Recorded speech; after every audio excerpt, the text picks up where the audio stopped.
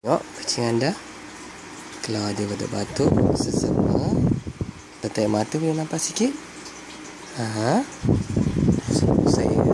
Saya berikan yang ini sesuai untuk semua pet kucing lah.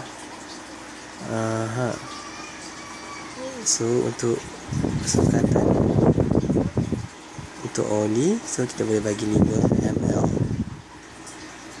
So 2 hingga 3 kali sehari sampai dia recover. Baru beli je tadi. So cara nak bagi, kita kena pakai single yang bersih lah ya. Yang bersih. So tengok kat sini 5 ml.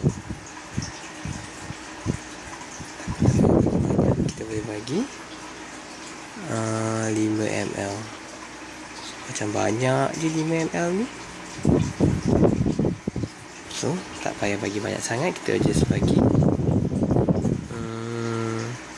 dalam 2.5 ml. Okey, ini dia dalam 2.5 ml lah.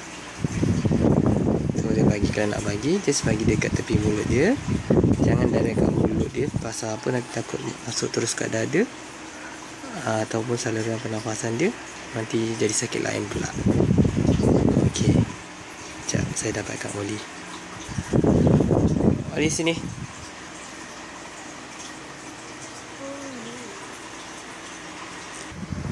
So bagi oli makan sikit-sikit ya.